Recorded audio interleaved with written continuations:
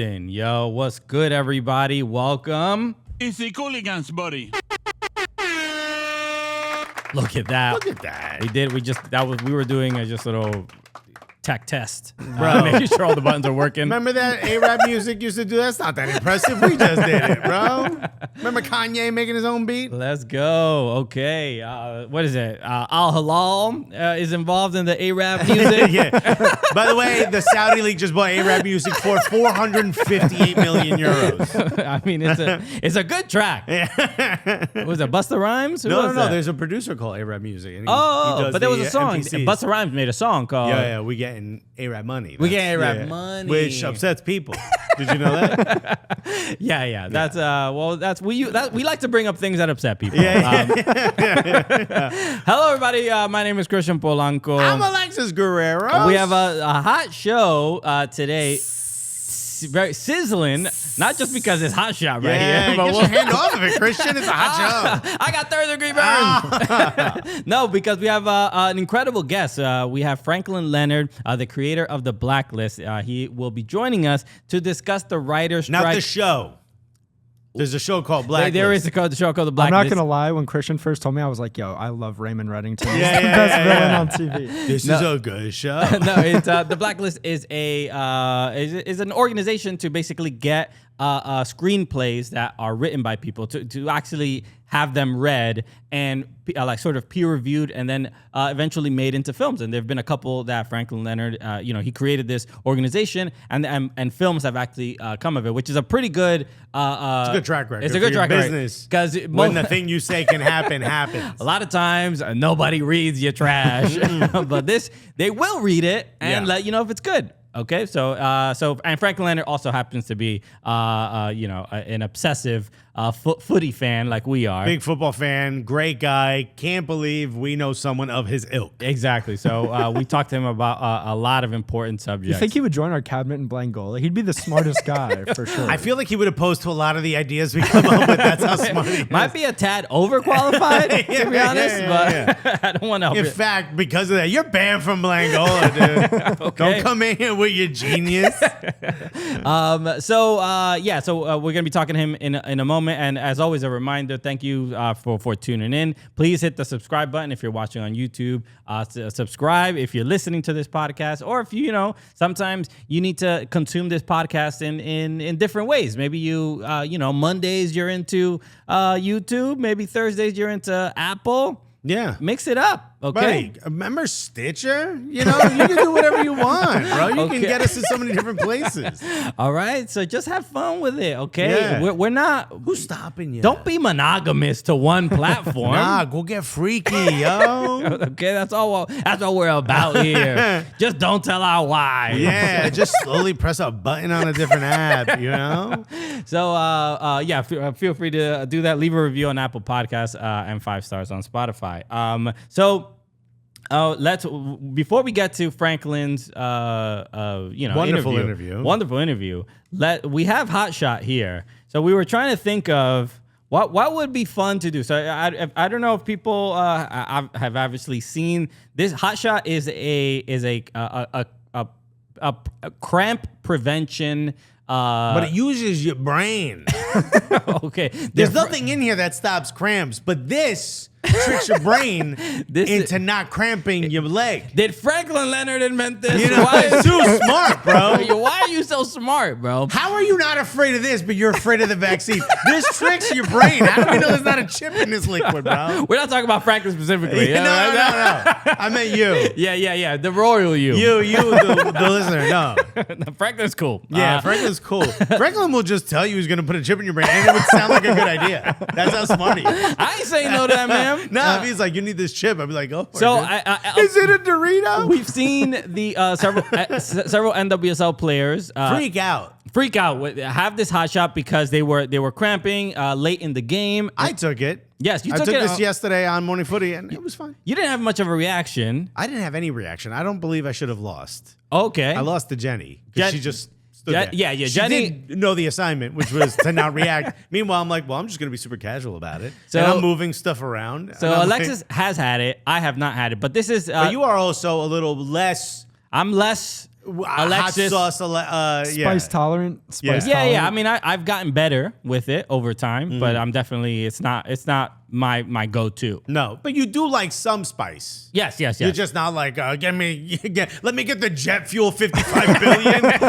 Can I have that on my burrito? But I remember, I mean, when we first started working together, I don't think I could tolerate spice as much. No, as remember Flamo? We would throw all the yes. the peppers in the water. Remember that time we blended up McDonald's and Christian goes, "It's too thick. Let's add water." I go, "No, it's gonna be like," and then all the oil rose to the top. It made me so sick. It was so disgusting. It was awful. So this is what we're gonna do because we're obviously gonna talk to Franklin Leonard in a moment, but we have to remind people that they have to chill, and we're gonna chill. But also, Leagues Cup is coming up. People might get cramps. They might get cramps in the Leagues Cup. You might get cramps jumping up and cheering for Leagues Cup. So before we talk about how you and I are gonna chill, why don't we do it while immediately having drank? And you got to shoot the whole thing. You got that's the You shook plan. yours? Oh, I didn't shake anything. All Close it up and shake it a little bit. Okay. All right. Here we We go. literally have no time, and he's like, "Yeah, let me just." All right, there. You ready? Oh, so it's a juice. I thought it was like a. I thought it was more. It's more viscous than you think. Okay. There's a term. Bottoms up, Coors Light, baby. Let's go. Are you ready?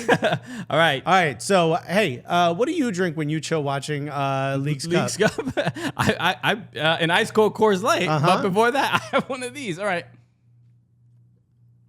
Ice cold Coors Light. The actual Oh mountain. my God, it's so much. Why is it so much? The mountain, it turns blue when the can is cold. Right, Christian? Right, and that's what's gonna happen during the Leagues Cup because we're obviously gonna see Lionel Messi play his first game July 21st against Cruz Azul, and I'm excited about that because I know I'm gonna be watching with an ice cold Coors Light. Yeah.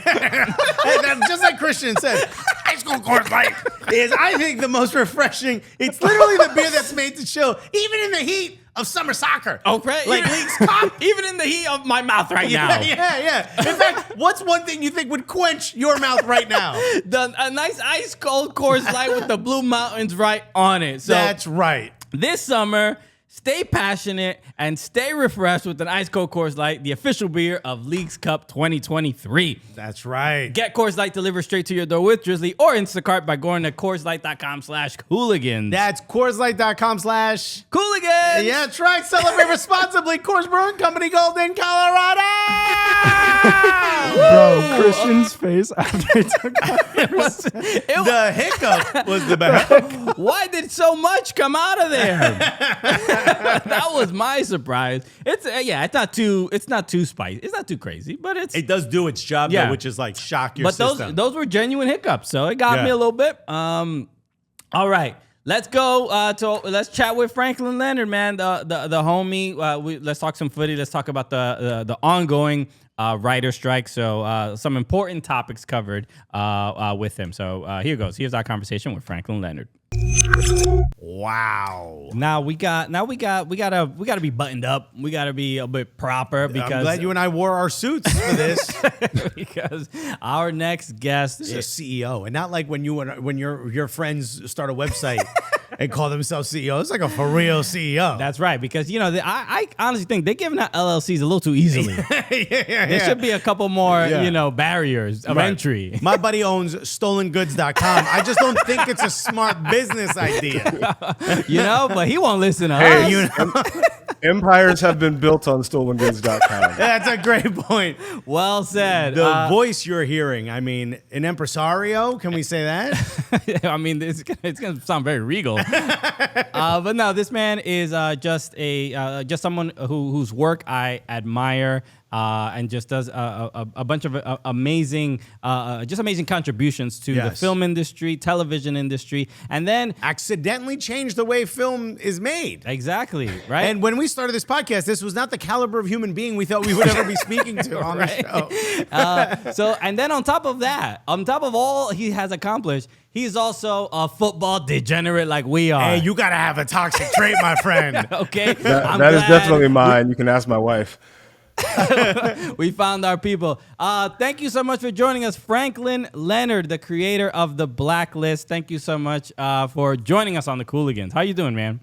I'm doing really well. I'm really excited to be here. This is, I think this is my like first podcast appearance as a degenerate football fan, and so I'm excited. Long overdue. Okay, Yeah, this man. is your intervention. So I'm glad we scheduled it at the same time as this interview.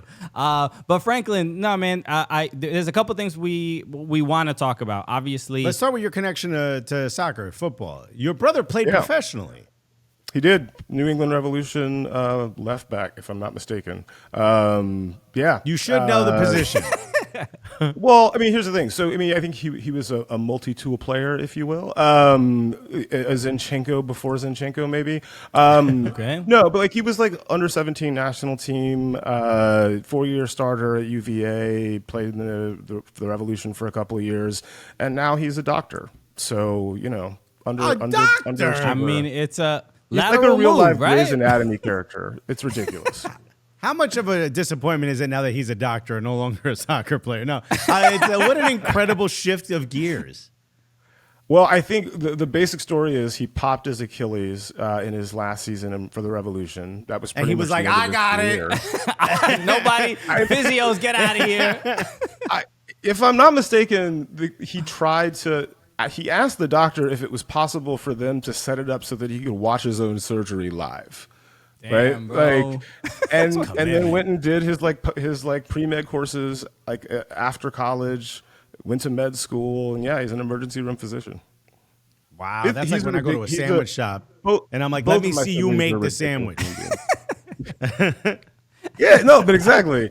No, but like both of my siblings are ridiculously impressive human beings, and people are always like, "Oh, your parents must be so proud of you." And I'm like, "Ish." Let me tell you about my younger brother and sister. So yeah, wow. Well, my personal love of the game. I played. My dad was stationed in Germany. The first, sort of team sport that I ever played was football. We moved back to Georgia. I kept playing. I played in high school. Would like to think that I was decent, but was not the best player in my family. And I literally wrote my college admissions essay about what it was like being that much worse than my younger brother at soccer. But then I think I fell in love with the game in the 98-2002 World Cups, right? The 98 was the Lilian Thuram year, and he was sort of my hero. And then 2002, I was living in New York, and I would just go to restaurants of the various nationalities that were playing to watch the matches. And the games were really late at night, so it was like, late night Koreatown for the penalty kicks. And I was like, yeah, I'm in. Like, I see why people care about this in the way that they do, and like what a great way to like experience the world. Yeah, we talk about that all the time of just like what was the thing that got you hooked, I mean, it's either a World Cup. For me, it was the FIFA video games. Those seem that definitely helps too. Yeah, without a doubt. I this is off topic, but you just mentioned doctors, and because you work in film and TV, have you been seeing those viral clips of The Good Doctor that go around on Twitter? Do you know this show? I know the show. I know the show. I've seen a few of the clips. I've not watched the show yet.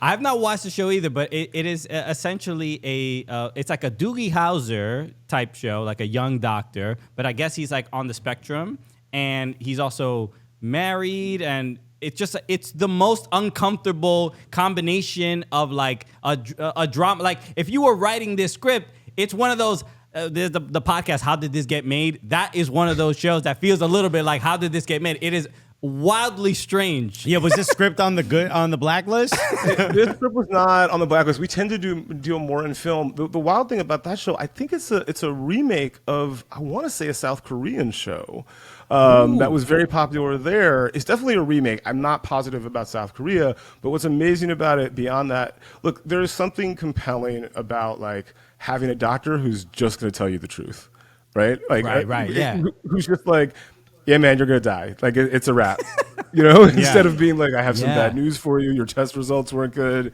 And I think that's probably where the drama comes. It's like everybody's dealing with these like really like pitched emotions, and this dude just cuts through it all. And it's just like, yeah, man, you're an idiot. Like, you did this to yourself. You got 12 hours. You better make peace with your God and your family.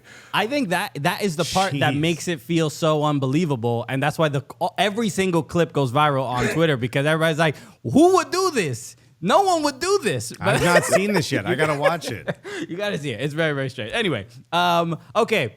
I do want to talk. We'll get back to footy in a second, but I want to talk about the writer strike because obviously we're comedians. We have so many friends. We have a ton of friends that work on so many shows. I mean, I literally I bumped into Carrie Coddett just the other day. She was at a striking Amazon.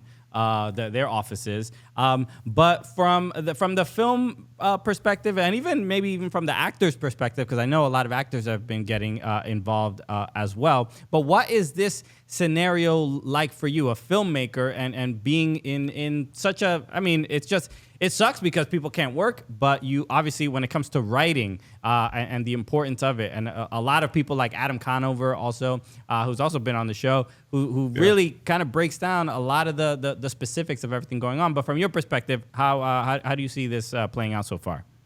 Yeah, so I mean, I'm in kind of a weird situation because the company that I built, The Blacklist, specifically focuses on like supporting and amplifying like great screenwriting to the industry. So we're like advocating for writers as a community, and then individual writers and individual scripts, and we sort of exist in a in between space between the studios and writers, right?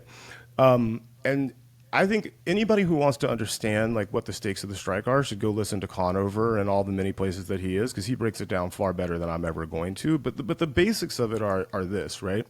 The studios want to extract as much money as humanly possible from the people that are working for them. Writers, in particular, are a profoundly undervalued part of the process of making films and television, right? Like, no one can do anything until writers do their jobs, right? Like, directors got nothing to shoot, actors have nothing to say, production designers have nothing to production design, and yet they're still very much at the sort of bottom of the proverbial hierarchy in terms of like collecting a bag for the work that they're doing. And the reason everybody else gets to collect a bag is because of them. And so as long as the industry's existed, they've gotten a raw deal. There are increasing forces like AI, like the reduction in size of writers' rooms that are making it really impossible for writers to sustain a career, even if you're getting consistent work, right? Like, if you're writing on 4 shows in a year, like, you should probably be able to like afford a reasonably comfortable living. And so that's like, those are the stakes for the writers. I think the bigger stakes for all of us, and like, let's say you don't know any screenwriters, let's say you don't care about screenwriters, you don't care about Hollywood, you're like, everybody's trash out there anyway, like, why do I care if a writer gets $100,000 or $150,000 to write on a TV show? If there are no writers, and if writers can't like afford to live or afford to move to LA to try to get a job as a writer, all of the movies and TV that we're going to have to watch, whether you care about Hollywood or not, is going to be trash. And so for me, like, everybody should be on the side of the writers, unless you're a corporate C-suite executive at a AMPTP signatory company. Because the upside for the rest of us is better movies, better TV, and real talk, more money for the industry if writers get what they want. Now, it may not all go in the CEOs of these companies' pockets, but everybody's going to be getting much bigger bags if writers win this fight. And we get. I have an idea. What if we used AI to find a way to go around these businesses? You feel me? No, I don't. So now we get the writers to use AI. Hey, AI, I don't know if that's how you do it. Maybe that's Allen Iverson who'll pop up if you do that. Mm-hmm. We go to ChatGPT and say, hey, build me a website that streams content. You know what I mean? Right. Just a whole media network. Use their weapon against them. I believe that's what Steven Seagal, another great actor, has taught us to do. Well, the funniest part is, right, like, fundamentally, it would be easier for AI to replace a CEO than it would be to replace a screenwriter right now. Of course. Like, real talk, an AI can sort of gobble up the data that a CEO has to make a decision a hell of a lot faster than they are going to write Succession. Yeah. Right. And I'm worried about this time, right? Because I remember the last strike. The last strike happened, I think, the year I started doing stand-up comedy.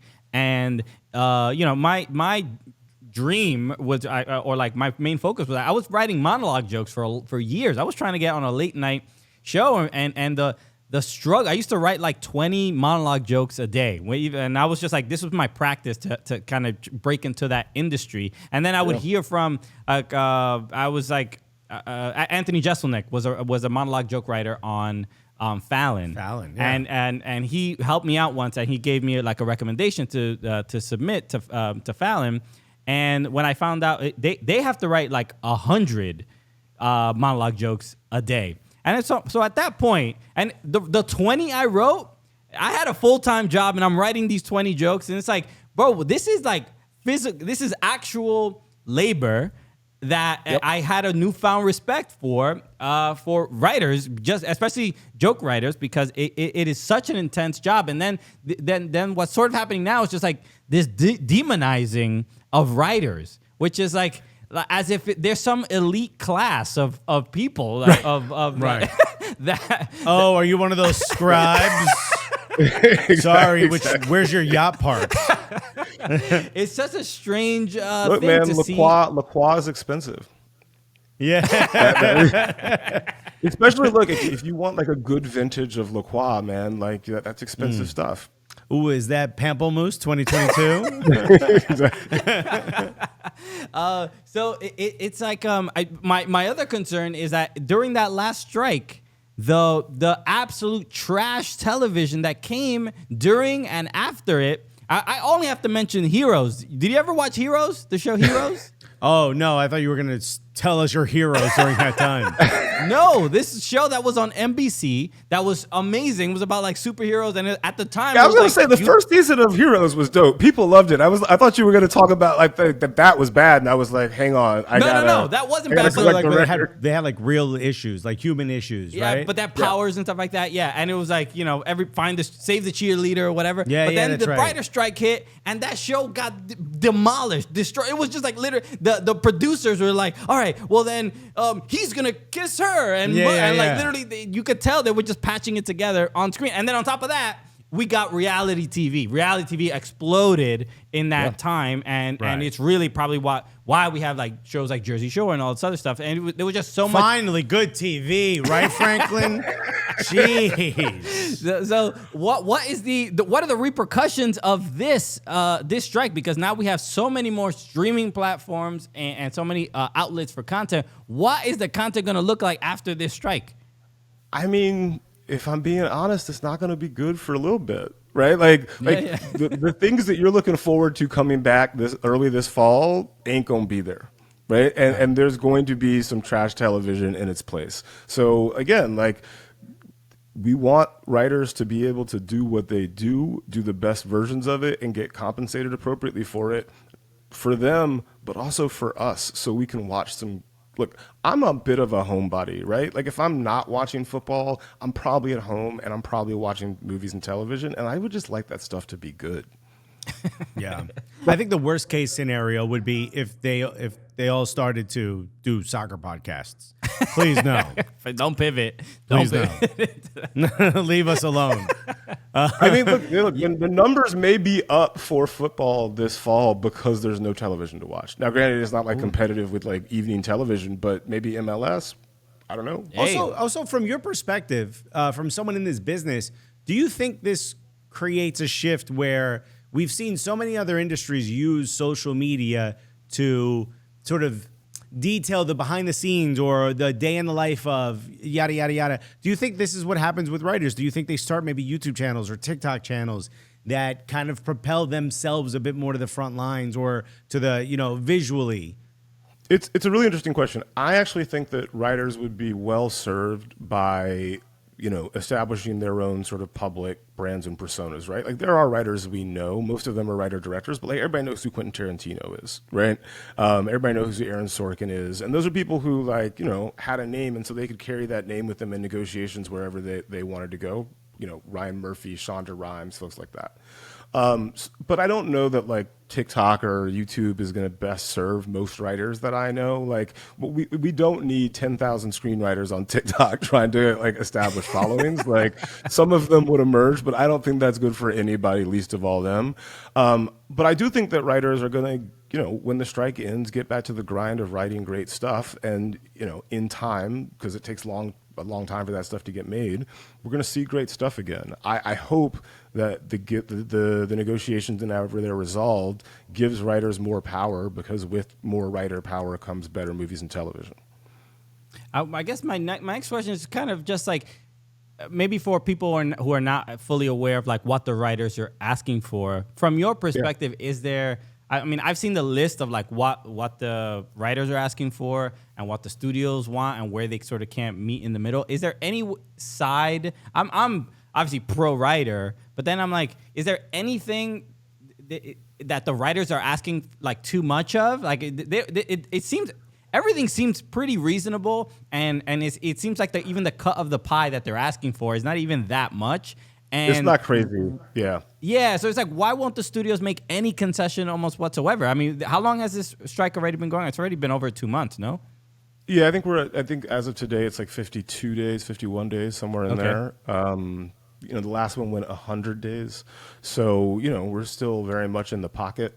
Look, I think if I was to put myself in the studio's seat and try to imagine why they're negotiating the way that they are.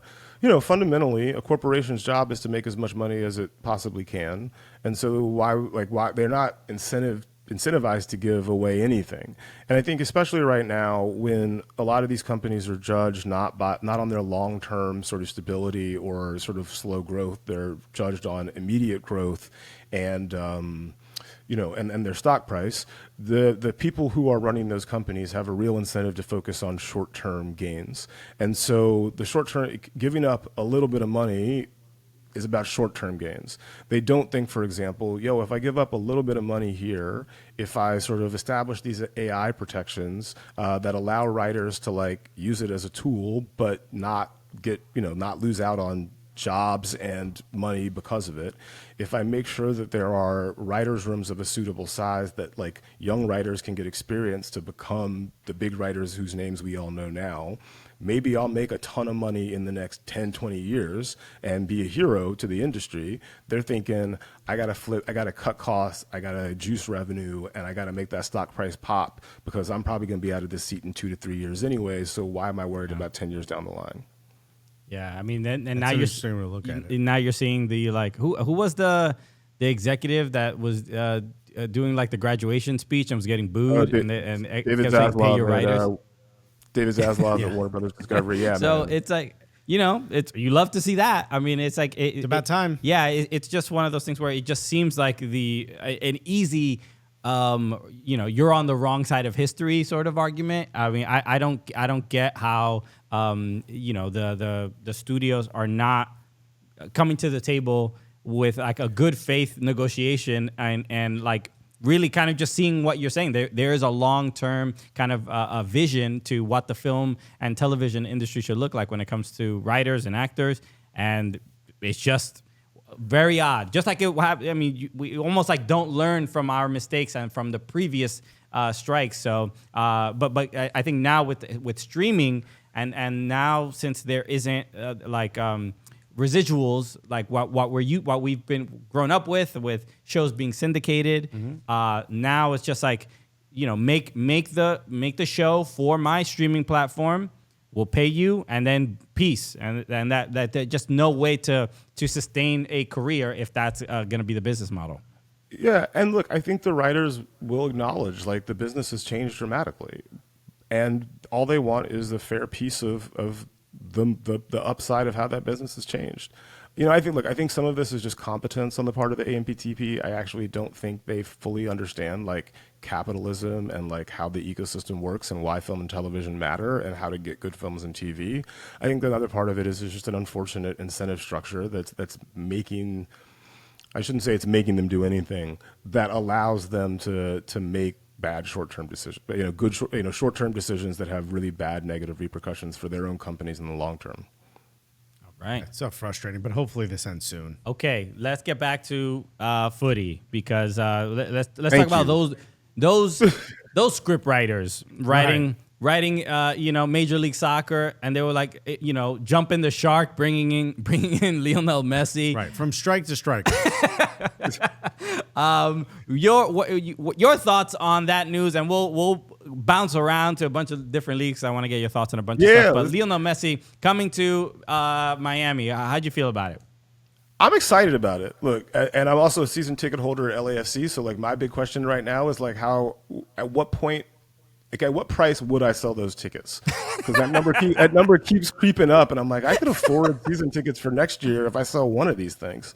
I'm excited for it. I actually am less interested in Messi individually coming, but this like Messi, Busquets, Alba trio rolling in, I think is really potentially exciting. Look, I don't discount Luis Suarez, by the way. He's retiring because of knee injuries in Brazil, but I have a feeling those knee injuries are going to go away in Miami. Look, you got to get back to that. The doctors in Miami are good. The beach is great. Look, I actually just don't go to Dr. Miami. You'll get a BBL. That's not what you want, dude. Louis. You can see Franklin's brother. Yeah. Suarez is going to show up looking like a completely different man in Miami. I think it's exciting, and I think it will hopefully sort of force everybody else to up their game. I think that it hopefully will drive a ton of revenue into the league. Like, I don't think it's going to get me my eventual wish of promotion and relegation, and I'm not going to like inspire the Twitter mob on that one. But like, I think that there is something really special to be built in a U.S. soccer pyramid, and I think that like getting Messi over here is one step along that way. I think there's so many people. I'm pro Messi in MLS for sure. Yeah, I can't imagine anyone is against it. Maybe Orlando City fans. The only ones I can think of. But we've spoken to so many people who were not impressed or could care less about MLS, and then especially our friends in LA. It seems like when a team comes into that city and does well, friends in Atlanta, friends in LA, when LAFC came, it sort of shifted. It shifted their mindset. God, why can't I remember his name now? Ian Edwards was I'm never watching MLS. Why would I watch Division III basketball? Now, huge LAFC fan. Always at the LAFC games. Always there, Why don't you talk a little bit about how that experience for you, especially someone who first watched it in Europe growing up and now seeing that it's seemingly the level that LAFC has reached, especially the fan base there. Yeah, I think LAFC has done a really good job with the fan experience. So I think even if you're not that crazy about football, you're going to go to be part of this like community event. Like, it's a good day out. And I think that was very similar. I grew up in West Central Georgia, so a lot of my friends live in Atlanta now and became big Atlanta United fans. And they were just like, look, the vibes are incredible. And I think that's a large part of it. I think that, for me, my brother played in the league, so I think I probably had a head start in like caring about it. But I wasn't all that. I wasn't going to Galaxy games once he retired, right? And like they're in my backyard. But when LAFC came, I bought season tickets the first year, even though that price tag. It felt like something, but it felt like, I can be invested in this team in my hometown, and I look forward to over time, celebrating and complaining about how they're performing. And I think people are taking real ownership of that. And I think as the game continues to get better and there are names that people recognize from their various World Cup jaunts once every 4 years, the game will continue to catch on. I also think we're benefiting from a generation of folks. I think we're kind of the first generation that like all grew up playing soccer in the U.S., right? Like my dad's generation didn't really play. They played football, they played basketball, but like everybody played AYSO, right? And so now we're all adults. We have some like spare income. It's like, why would I not take my family to a game in my local city? All right. Were you at the MLS Cup final? Yeah, hell yeah, it was. Okay. That was crazy. That was probably the best. It was probably the best live game I've ever been to. Not necessarily for like the quality of football per se, but like the drama was unbelievable. It was so wild. Right, you couldn't write it. If I got a screenplay that way, I'd be like, this is cute. This person knows football, but like, this is nonsense. Did you also write The Good Doctor? If that's the case, you don't go to penalties, right? The emotional topography is a little on the nose. Like, I see what you're doing here, but no one's going to buy this. You mentioned a promotion relegation and that being a wish of yours. That it's a topic we talk about a lot, and I think I know where you stand on it, but I want to pivot into the fact that you go to a lot of lower league games in England. I've seen I do. Your Instagram, and that is clearly the promotion relegation aspect of the culture. Their football culture is clearly I think driving that interest in going to those games. But is there any particular favorite ground or favorite game that you've attended, and what made you, I think a lot of times people imagine the pilgrimage of going to a Premier League game of like, oh, I want to go to the Emirates. I want to go Old Trafford. Old Trafford. Nobody says Goodison Park, sadly, but including Everton fans. But what is the thing that made you go, I want to go to Luton Town and some of these Dagon Red. I have not been to Luton Town, but that is like probably number one on the list for 2023-24. Like I gotta go to a Luton Town match. Okay, so definitely my favorite. I happened to be in London for, I guess it was the third round of the FA Cup, and like one of the bucket list things for me was to like go to a lower league FA Cup match and see like a big upset.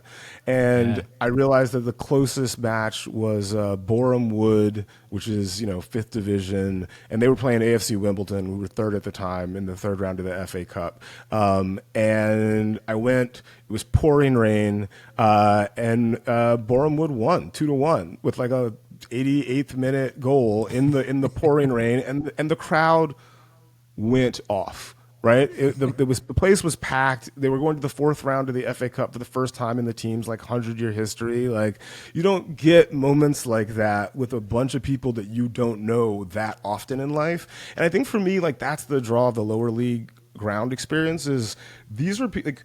Yes, it is, and I go to more than my fair share of like the great churches of the game, right? Like I just did a run last 2 months ago where I hit Emirates twice, Wembley for the FA Cup semifinal, Barcelona, went to the Arsenal Man City game in Manchester. Like I was a crazy person, but these teams have deep and abiding followings of people that care about whether like how they do, whether they're in the 3rd division or the 5th division or the 7th division, and getting the different flavors of those parks and like that level of devotion, even if you don't have the beautiful, comfortable stadium with the great food and whatever, I don't know that there's anything quite else like it on earth.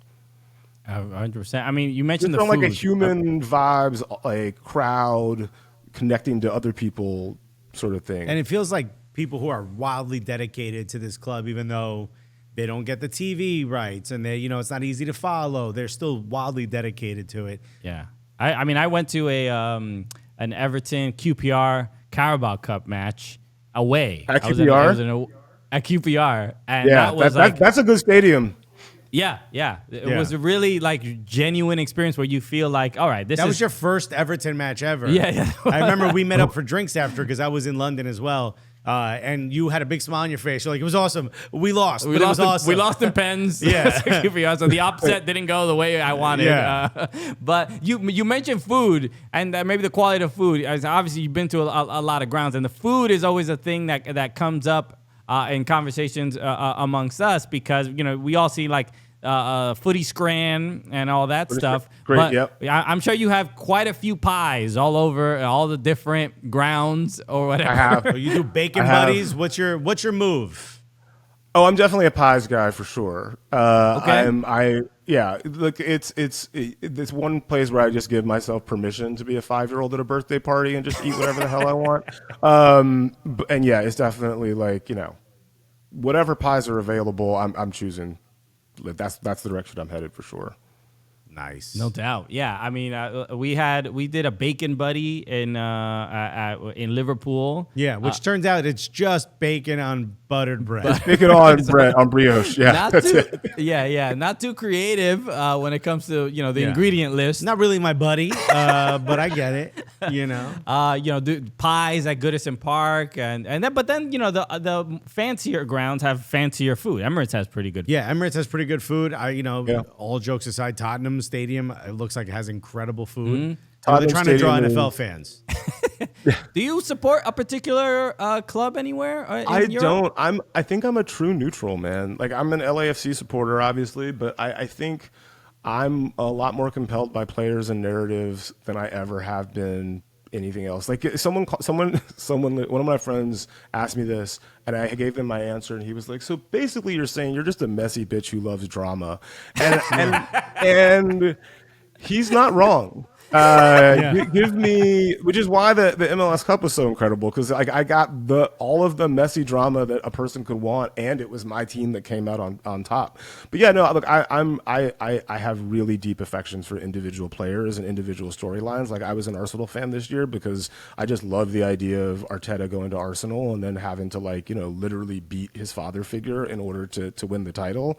I think it's even more compelling, arguably, now that he failed to this time, and we'll try it again. I was a huge N'Golo Kante fan, so I had a lot of affection for Chelsea for a while. It varies. It really does. Just it mixes. I was a Leicester fan their year, like that. Okay. It just kind of goes with usually some version of an underdog story or incredibly compelling personality. What do you think about? Alexis can weigh in on this as well. But what do you think about Saudi Arabia seemingly moving money to get these Chelsea players? Like, I don't understand what. I mean, they print money, so how is this working out? Where conveniently every player that Chelsea needs to offload and get off the books, Saudi Arabia's like, hey, we're really interested in that guy. Yeah, and we want to maybe loan them out to Newcastle. What? How do you feel about some of these moves? I mean, I guess congratulations, Todd Bowley, for finding a corporate partner that will save you from the mess you created. It troubles me. I think I have not had a chance to map out all of the sort of corporate relationships between, for example, Chelsea and Saudi Arabia, right? Like, the private equity firm that I know is invested in Chelsea is also like co-invested in a lot of other investments with the Saudi, wealth fund. So, look, this is not, sadly, the only example of such moves in the world of global soccer. I'm also just now like sort of fascinated by the notion of the Saudi League. Like, is it the new China Super League? Is it like something new? Like, what is Super there League to is make of it? probably a great way to put it. Actually, Franklin, just hold on one second. I got to read our sponsors. Travel to South Korea. Travel to SaudiArabia.com. The Saudi Super League is a wonderful league. No, I'm kidding. I think the funny thing is that, you mentioned it, Clearwater Capital and all these things. It's like, the way money is moved these days, at some point, we're probably just going to have to just separate ourselves from everything that happens and just watch the 90 minutes, because that may be the only way forward. We watch the 90 minutes in silence. No one speaks to each other. No one voiced any opinion. No, we do not root for anything other than goals. But I think so. Here's my other weird take on this, though. Like, there's so much in our lives that is good but still somehow corrupted, right? Like, on some level, like America, ideals, love it. Execution, working on it. And I feel like what's sort of fascinating about football is that it is always the sort of like the purest example of all of these phenomena that exist in the world, and then they get sort of like played out through this like game that everyone cares about, and then we have to contend with the realities of like how this thing that we all love rightly comes into existence. But it's not like this is like new stuff. Yeah.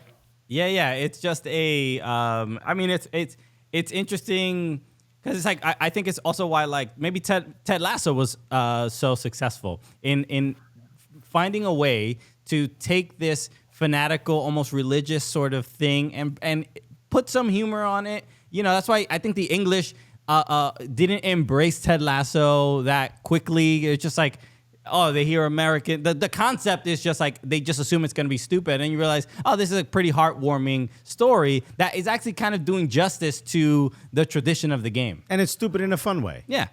Yeah, I also think it gave us like the ability to believe that like somewhere there's a team that is fighting against all of the evil forces that affect the game, right? Like they're turning down $1 billion bids for the club. Sam's out there fighting against like Nigerian petro like lords. It's included everything. And like Jamie and Jamie Tart becomes like the best possible ally and friend on earth, right? Also, Although, the team learned total football in one training session. exactly. Like, it's an idealized portrayal of this thing we all love, and no, does not exist. I actually do think that Jack Grealish is probably more like Jamie Tart at the end of the movie than he was at the beginning, if I had to speculate. This is my theory. That makes sense. Yeah, there is. Look, this is a. We can go on for hours. This is a lot of fun stuff. I do want to talk about. We mentioned Blacklist a little bit, but if there's any, you can maybe talk a little bit about Blacklist and let people know what it is for the 6 people that may not be aware. But any particular projects and anything that you want to let people know about.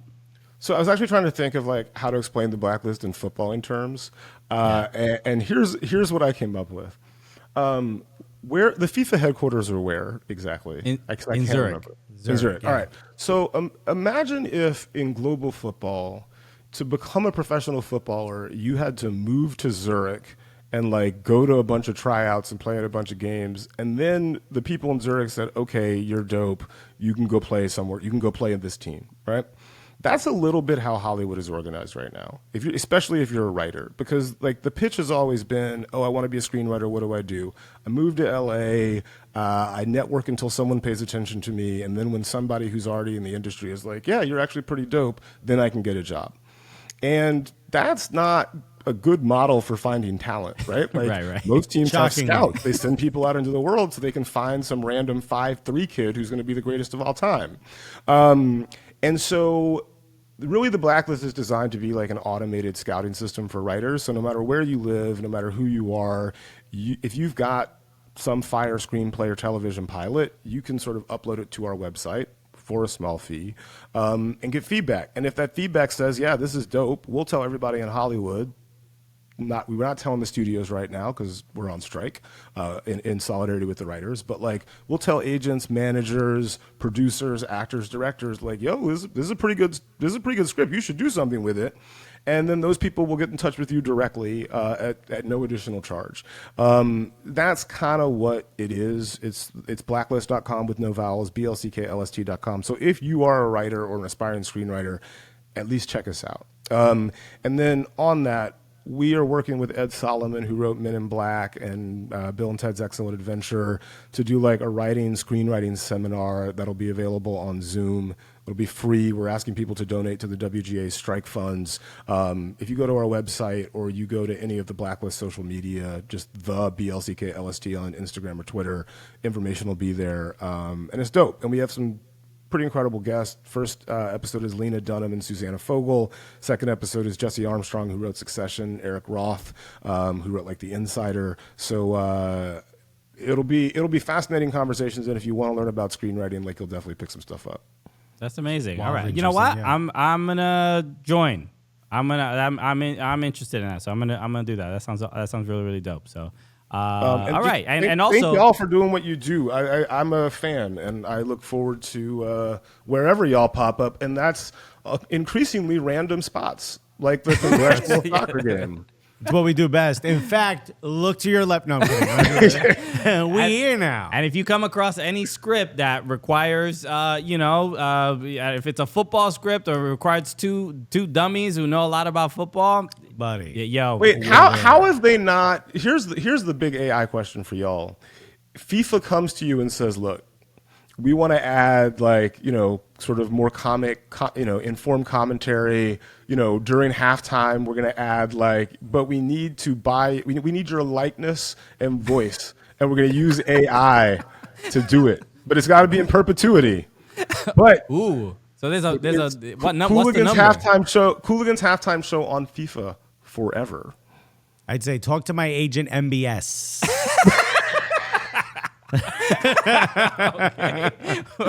That might be an optimal strategy, by the way. Yeah. That might be the only way out. That might be the only way An out. optimal strategy. Franklin, Leonard, thank you so much for joining us. Everybody watching or listening, go check out the Blacklist. And again, if you want more information about the strike, there's a lot of resources. Obviously, we mentioned Adam Conover. Franklin Leonard is one as well. But it's nice to see a footy fan, obviously in Hollywood. Bigging up the game. Out here, man. We out here. There's not many of us, but we gotta do the work. And if you want to know more, watch your TED Talk. How I accidentally changed the way film is made. I believe is correct. It's absolutely brilliant. All right, Franklin. 1.6 million people watched it. You might as well too. Franklin, thank you so much for joining us, man. We'll hope you're well, and thank you again. Thank you for everything you do, brother. Cheers. Back at you. My pleasure. What an incredible interview we conducted with an amazing human being, Franklin Leonard. Yes, the reviews are in by us, and we are pretty amazing. The most important reviews is us. All the critics are raving about our interview. I mean, we're us. We're also the critics. Amazing things have been said about this interview. Like Alexis Guerrero said, amazing things have been said about this interview. We're in this endless loop of the critics. No, but shout out to Franklin Leonard. Go look up the Blacklist. Look up a lot of the work that they're doing. If you're a screenwriter as well, like maybe that's you could submit something there as well. So. He mentioned too they're having a screenwriting seminar, I believe, on Zoom coming up pretty soon. So check out the Blacklist. That's right. So check that out as well. So a couple just quick notes. On Monday, on July 3rd, we have an exciting episode coming up because we have a huge guest flying in all the way from Kansas City. Kansas City? Okay? Yes, Dorothy from Wizard of Oz. Bro, we gonna say, homie, you ain't in Kansas no more. Okay? She's gonna be like, everybody, don't make me say it again. Again? Put a house on top of Christian with his little toes sticking out. Y'all know the classics. No, we're gonna be joined by special guest Kevincho! Oh my fucking God! That's right. We're going to get him to say that in studio. He is coming in studio. We're going to be doing our show live as well on YouTube, most likely at 1 p.m. Eastern time. Time may change due to whatever, when TV shows say weird stuff. Card subject to change. You know how it is, okay? It might not be it might just be Kevin and Miguelito. We'll just hang out. We'll just hang out. We might be in Kansas City. No one knows yet. Okay, we're going to be screaming about sporting Kansas City from our homes. Ramzusi! Just a lot of that. So he's going to be joining us in studio. We're going to be doing the show live. So please come through. Join us. It'll be a lot of fun. Go crazy in the chat, just like you do on his stream, just like people used to do when we were doing our show live. So we're excited to reconnect with our live audience again on this Monday. And please also, we're doing the live premieres on YouTube now. So when the episodes go out at 8 p.m., jump in. You can chat with all our other listeners like we used to. We won't be able to see what you're saying, but you guys can talk to each other, build that cool. We'll see what you're saying. Exactly.